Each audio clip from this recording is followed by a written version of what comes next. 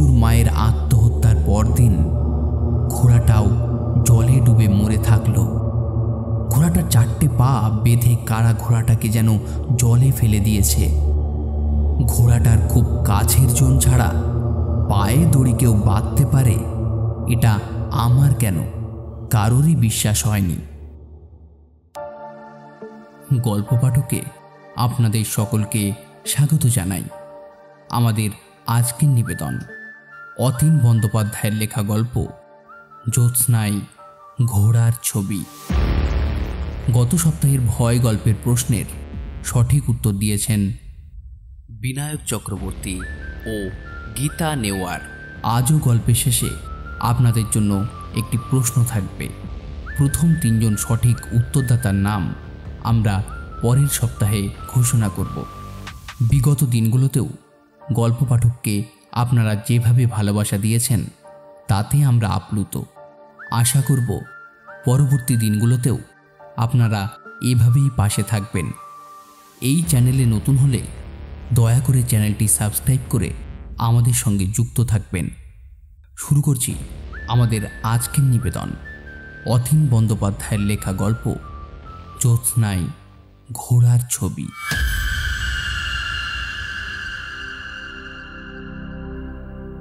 আমাদের বাড়ির সামনে পুকুর। পুকুরের পাড় ধরে কিছুটা গেলে আম লিচুর বাগান। ওদিকটাই দত্তদের বাড়ি এবং আরও কিছুটা এগিয়ে গেলে ছাড়া বাড়ি। পাশে খাল, বড় বড় সব গাব গাছ। গাব গাছের পাতা লম্বা কালো রঙের, গাছের গুড়ির রঙও বেশ কালো। ডালপালার মধ্যে গভীর অন্ধকার। ছেলেবেলায় রাতে কোনো গাব গাছের নিচে গিয়ে দাঁড়াতে পারতাম না, গা ভয়ে শিরশির করত। গায়ের বাড়ি যেমন হয়ে থাকে ছাড়া ছাড়া, বাড়িঘর কম, সবার বাড়িঘরের সঙ্গেই বাগান, পুকুর ও বাগিচা থাকে। গায়ের অধিকাংশ মানুষ সচ্ছল। পুকুর বাগান নিয়ে এক একটা বাড়ি একা দাঁড়িয়ে থাকে। খেলার মাঠ থেকে ফিরে যে যার বাড়িতে দৌড়ে ঢুকে যেতাম, কারণ সন্ধ্যার পর অপদেবতারা এখানে সেখানে থাকবেই। রাত হলে তাদের খুব মজা।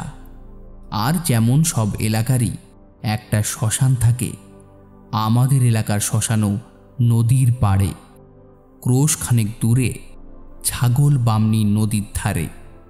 খুবই নির্জন জায়গা। মাঠ পার হয়ে আলিপুরার বাজার পার হয়ে তারপর শ্মশানে যেতে হয়। তবে সেটা শরতে, শীতে এবং গ্রীষ্মে। বর্ষাকাল এলে নদীর পাড় জলে ডুবে যায়। বর্ষায় কেউ মারা গেলে যে যার পুকুরের পাড়ে অথবা বাগানে মৃতের দাহ করে। ফলে যা হয়, যে কোনো বাগান কিংবা পুকুরের পাড় রাতে আমাদের ভীতির সঞ্চার করত। রাতের বেলা একা বের হতে সাহস পেতাম না। অন্ধকার না থাকলে, নির্জন বাগ বাগিচা না থাকলে ভূতেরা আস্তানা খুঁজে পায় না। দিনের বেলায় কেউ কখনো ভূত দেখেছে এটা কখনোই শুনিনি। ভূত দেখতে হলে রাতে দেখতে হয়। সাদা জ্যোৎস্নার আলোয় ভূত দেখা যায়। সাদা জ্যোৎস্নার আলোতে ভূতেরা আমাদের খেলার মাঠে ফুটবলও খেলে শুনেছি। এসব কথা অবশ্য বলা ছেলেবেলা সেই সব অলৌকিক দেবদেবী এবং ভূত প্রেতের বিশ্বাস কত গভীর ছিল তাই বোঝানোর জন্য। কলকাতায় ভূত থাকে না। অনেক শহর থেকেই তারা আস্তানা গুটিয়ে পালিয়েছে। আমি এখন কলকাতার মানুষ বলে প্রায় ভূতের উপদ্রবের কথা ভুলেই গেছি। তবে আমি যে ভূত দেখি না তা নয়, ঘোরে পড়ে দেখি। এটা একটা অসুখও হতে পারে। সে যাই হোক, সেদিন মঞ্জু আবার আমার জানালায় এসে হাজির হয়ে আমার সঙ্গে কথা বলে গেল। সেই যে বললাম, গাব গাছের অন্ধকার, বড় ভয় লাগে রাতে। মঞ্জু এসেই বলেছিল, কি ছেলে মানুষই করেছি তোকে নিয়ে, এখন ভাবলে নিজেরই হাসি পায়। মঞ্জু আমার সমবয়সী, ওর বাবা কবিরাজ। ওদের একটা লাল রঙের ঘোড়া ছিল। মঞ্জুর বাবা হেমন্তে শীতেই ঘোড়ায় চড়ে রোগীর বাড়িতে যেতেন। ডাক সাইডে কবিরাজ, লাল ইটের দালান, সামনে সবুজ ঘাসের লন। পরে একলপ্তে বিঘা 10 জমি নিয়ে নানা বয়সের গাছগাছালি। কবিরাজিতে এসব গাছগাছড়া বড় দরকার হয়। চন্দনকোটার গাছগুলো ছিল বেশ বড় লম্বা। আমি ও মঞ্জু দুপুরে পালিয়ে চন্দনকোটা সংগ্রহ করেছি কত। কমলা রঙের, ঠিক যেন এক একটা ছোট বৃত্তাকার পলা, আংটির পাথরের মতো। চন্দনকোটার বন পার হলেই গাব গাছের জঙ্গল। নদীনালার দেশে গাব গাছের বড় দরকার। গাবের কষ না খাওয়ালে বর্ষায় নৌকা ভাসানো যায় না। কবিরাজি ওষুধে গাবের ডালপালা লাগে কিনা জানি না, তবু ওই সব গাছগুলো মঞ্জুর বাবা অমর কবিরাজ বড় যত্নের সঙ্গে সংরক্ষণ করতেন। তার নিচে লাল রঙের ঘোড়াটা যখন যেত, তখন মঞ্জু আমি দাঁড়িয়ে দেখতাম। মঞ্জু সবসময় কেন যে সাদা ফ্রক পরতে ভালোবাসত তা আমি জানি না। ওকে দেখলে আমি স্থির থাকতে পারতাম না। সেই মঞ্জুর মা এক সকালে কেন যেন জলে ডুবে আত্মহত্যা করেছিল। এখনও তার কারণ আমরা জানি না। বর্ষাকাল বলে মঞ্জুর মাকে দাহ করা হয়েছিল ছাড়া বাড়ির পাশে খালের ধারে। জমিজমা বাগবাগিচা গায়ে অমর কবিরাজেরই বেশি। মঞ্জুর দাদুও ছিলেন বড় কবিরাজ। ওদের বংশটাই কবিরাজের বংশ। শৌখিন মানুষ গায়ে এমনিতেই কম দেখা যায়। মঞ্জুদের বাড়ি গেলে আমরা বুঝতে পারতাম শৌখিনতা কাকে বলে। সাদা টাইলসের মেঝে, বাতিদান, মোমবাতি সেখানে জ্বালানো হতো। রাতে কাচের জারে মোমবাতি জ্বালালে কেমন এক মায়াবী আলোর জগৎ তৈরি হয়। মঞ্জুদের বাড়ি না গেলে আমরা বুঝতেই পারতাম না মানুষ এত শৌখিনতায় বড় হতে পারে। বসার ঘরটা ছিল হল ঘরের মতো। মঞ্জুর বাবা ইউনিয়নের প্রেসিডেন্ট, হাই স্কুলের সেক্রেটারি, লাইব্রেরির প্রতিষ্ঠাতা। এসব দেখলে বিশ্বাস করা যায় না এমন সুন্দর বাড়িতে কেউ কখনো আত্মহত্যা করতে পারে। এখন বুঝি আত্মহত্যার পর মৃতের ময়না তদন্ত হয়। তখন এসব জানতাম না। সে সময় নিশ্চয়ই এমন সব আইনের কড়াকড়ি ছিল না। অথবা এও হতে পারে প্রভাবশালী মানুষের বউ আত্মহত্যা করলে ময়না তদন্তের রেয়াজ নেই। আত্মহত্যা না খুন এটা ঠিক হয়নি তখন। লাশ তোলার পর দেখা গেছে গলায় কলসি বাঁধা। গায়ের সব মানুষজনকে দেখেছি মঞ্জুর বাবাকেই প্রবোধ দিতে। কেন মূল্য এটা বড় কথা নয়। মরে যে ঠিক করেনি, এত বড় একটা বংশের মুখে চুনকালি মাখিয়েছে, এমন ছিল তাদের অভিযোগ। যাই হোক, মঞ্জুর মা কীরকম রূপবতী ছিল লিখে তার প্রকাশ করা আমার পক্ষে সম্ভব নয়। মঞ্জু খুবই ভেঙে পড়েছিল। মঞ্জুর জন্য আমার খুব কষ্ট হতো। আমাদের পুকুর পার হয়ে আমবাগানের ভেতর দিয়ে গেলে মঞ্জুদের বাড়ি। আমার বাবা কাকাদের সঙ্গে খুবই সুসম্পর্ক। আমার মা কাকিরা সারাদিন তাদের বাড়িতেই ছিলেন। দাহকার্য শেষ না হওয়া পর্যন্ত কেউ নড়েননি। মঞ্জুকে সামলাবার দায় ছিল আমার। আর আশ্চর্য, মঞ্জুর মায়ের আত্মহত্যার পরদিন ঘোড়াটাও জলে ডুবে মরে থাকল। ঘোড়াটার 4টে পা বেঁধে কারা ঘোড়াটাকে যেন জলে ফেলে দিয়েছে। ঘোড়াটার খুব কাছের জন ছাড়া পায়ে দড়ি কেউ বাঁধতে পারে এটা আমার কেন কারোরই বিশ্বাস হয়নি। কাছের জন বলতে ঘোড়াটার দেখভাল করে ইমতাজ আলী। ঘোড়াটায় চড়ে মঞ্জুর বাবা। বর্ষাকালে অবশ্য ঘোড়াটা ছাড়া বাড়িতে ঘাস খেত, কারণ বর্ষাকালে ঘোড়ায় চড়ে কোথাও যাওয়া যায় না। সে সময় ঘোড়াটার আরও কাছে ছিল মঞ্জু নিজে। মঞ্জুর সে বড় অনুগত ছিল। মঞ্জু খুশি মতো ঘোড়ার পিঠে আমাকে নিয়ে ছাড়া বাড়িতে নির্জন দুপুরে ঘুরে বেড়াতো। ওর বাবা তখন বাড়ি থাকতো না। নৌকা করে মাস 2 মাসের জন্য দূর দেশে চলে যেত রুগীপত্তর দেখতে। বছরকার ওষুধ সঙ্গে নিত। আবার পরের বর্ষায় দেখা হবে। বছরকার ওষুধপত্র দিয়ে মঞ্জুর বাবার ফিরতে 2 মাস লেগে যেত। নৌকোয় রান্না হতো। মাঝি মাল্লার সঙ্গে রান্নারও লোক থাকত। বর্ষার মাস 2-3 বাবা না থাকায় মঞ্জুদের বাড়িতে কোনো কড়া নিয়মকানুন থাকতো না। যখন তখন মঞ্জু আমাদের বাড়িতে চলে আসতো। রঙ্গন গাছের নিচে দাঁড়িয়ে বলতো, এই যাবি? তখন সে আর আমি আর লাল রঙের ঘোড়া।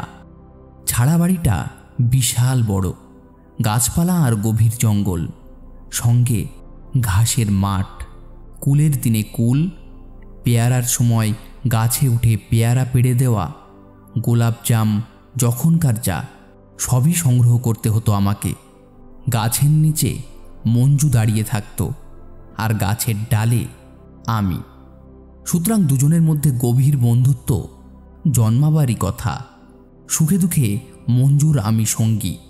ওর মা মরে গেল, ঘোড়াটা মরে গেল। এক সকালে শোনা গেল ইমতাজ আলীও নেই, সেও খালপাড়ে মরে পড়ে আছে। 1 মাসের মধ্যে মঞ্জুদের বাড়িটা কেমন যেন খালি হয়ে গেল। আমি ছাড়া মঞ্জু তখন আর কোনো অবলম্বনই ছিল না। সে সারাটা দিন আমাদের বাড়িতেই থাকতো, কিছুতেই বাড়ি যেতে চাইতো না। মঞ্জুকে কেউ নিতে এলে মা কাকিমারা বলতো, থাক না, এখানে থাকলে মনটা ওর ভালো থাকে। সে থাকতো। আমরা একই ঘরে শুতাম। মঞ্জু শুতো ঠাকুমার সঙ্গে। ঠাকুমার এক পাশে মঞ্জু আর এক পাশে আমি। সেই মঞ্জু যে বড় হয়েও আমাকে ভুলতে পারেনি, এটা এখনো টের পায়। মঞ্জু প্রায়ই জানালায় এসে দাঁড়ায়, বলে, কি রে, মনে আছে? কি মনে আছে? রাতে তুই আমি দরজা খুলে বের হয়ে যেতাম। জ্যোৎস্না রাতে ছাড়া বাড়ির মাঠে শুনতে পেতাম ঘোড়ার খুরের শব্দ। এগুলো এক এক ধরনের রহস্যময়তা। এই বয়সে তাই মনে হয়, অথবা ঘোরে পড়ে গেলে যা হয় আর কি। আমরা বোধহয় দুজনেই ঘোরে পড়ে বের হয়ে যেতাম। দেখতাম দূরে জ্যোৎস্নার আলোয় কে যেন দাঁড়িয়ে আছে। মঞ্জু বলতো, আমার মা আমাকে দেখতে আসে। আমি কিছুই দেখতে পেতাম না। তা জ্যোৎস্নায় কেউ দাঁড়িয়ে থাকতেই পারে। মঞ্জু এমন সরলভাবে কথাটা বলতো যে বিশ্বাস না করে পারতাম না। আমারও কেন জানি মনে হতো সত্যি শাড়ি পরে কেউ যেন গাছের নিচে দাঁড়িয়ে আছে। আমরা এভাবে এক এক রাতে এক এক দৃশ্য দেখতে পেতাম। কখনো মঞ্জুর মাকে, কখনো লাল রঙের ঘোড়াটাকে, আবার কখনো ইমতাজ আলীকে, আবার কখনো কখনো 3 জনকেই একসঙ্গে। ইমতাজ আলী মঞ্জুর মাকে নিয়ে ঘোড়াটায় চড়ে আমাদের চোখের সামনে দিয়েই অদৃশ্য হয়ে যেত। এখন অবশ্য আমার বয়স হয়েছে, 23 ভাগের পর মঞ্জুকে আর দেখিও নি। তবু নাকি আমার কি যেন হয় মাঝে মাঝে। একদিন তো আমার স্ত্রী কেঁদেই ফেলেছিল। তোমার কি হয়? কার সঙ্গে একা একা কথা বলো? কার সঙ্গে সেটা বলি কি করে? মঞ্জু আমার জানালায় সাদা জ্যোৎস্নায় এসে মাঝে মাঝে দাঁড়িয়ে থাকে। স্ত্রীর এখন গা সওয়া হয়ে গেছে। আমার নাকি এটা একটা রোগ। একা একা আমার নাকি কথা বলার অভ্যাস। কার সঙ্গে বলি সে কিছুতেই জানতে পারেনি। আসলে নিভৃতে থাকলেই মঞ্জু আর আমি সেই জ্যোৎস্নার মাঠে চলে যাই, যেখানে আমরা এক রূপকথার জগৎ রেখে চলে এসেছি। মঞ্জুর মা, লাল রঙের ঘোড়া, ইমতাজ আলী সেই রূপকথার মানুষ হয়ে গেছে। মঞ্জু মাঝে মাঝে বলে, আমরা কি ছেলে মানুষ ছিলাম না?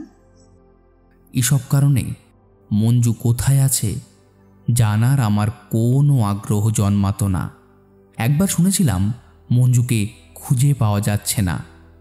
মুক্তিযুদ্ধের সময় পাকিস্তানি সেনারা নাকি তাকে মেরে নদীর জলে ভাসিয়ে দিয়েছে। তবে মঞ্জু যেখানেই থাক, মাঝে মাঝে আমার জানালায় আসবেই। কখনো কোনো রাতে দরজায় ঠক ঠক শব্দ শুনতে পাই। আমি দরজা খুলে বাইরে চলে আসি। বাড়ির সামনে বিশাল মাঠ, ঘাসের ওপর সাদা জ্যোৎস্নার আলো। আমি দাঁড়িয়ে থাকি, মঞ্জুও দাঁড়িয়ে থাকে। মঞ্জুর ওই এক কথা, দেখতে পাচ্ছিস আমার মা, আমাদের লাল রঙের ঘোড়া। ইমতাজ আলীকে দেখ, ঘোড়াটার জন্য ঘাস কাটছে। ঘোর কেটে গেলে আমি ফিরে আসি। আমার স্ত্রী আমার জন্য অপেক্ষা করে থাকে। সে জানে আমি ফিরবই। আসলে মানুষ রহস্যময় পৃথিবীতে সব সময় বেঁচে থাকতে চাই। আমিও তাই আছি। জানি না এ সত্যিই কি ঘরে পড়ে দেখি, না তারা আমার সঙ্গে মাঝে মাঝে দূরাতীত গ্রহ থেকে দেখা করার জন্য নেমে আসে। ঠিক বেঠিক আমি বুঝি না। এতক্ষণ আপনারা শুনছিলেন অতীন বন্দ্যোপাধ্যায়ের লেখা গল্প জ্যোৎস্নায় ঘোড়ার ছবি। আজকের প্রশ্ন, গল্পে যে ঘোড়াটির কথা বলা হয়েছে সেটি কী রঙের ছিল? আপনারা আপনাদের উত্তর কমেন্টসে লিখে জানান। প্রথম 3 জন সঠিক উত্তরদাতার নাম আমরা পরের সপ্তাহে ঘোষণা করব। গল্পটি আপনাদের কেমন লাগলো আমাদেরকে জানাতে ভুলবেন না। গল্পটি ভালো লাগলে ভিডিওটি লাইক করে চ্যানেলটি সাবস্ক্রাইব করে আমাদের সঙ্গে যুক্ত থাকবেন। সবাই খুব ভালো থাকবেন। ধন্যবাদ।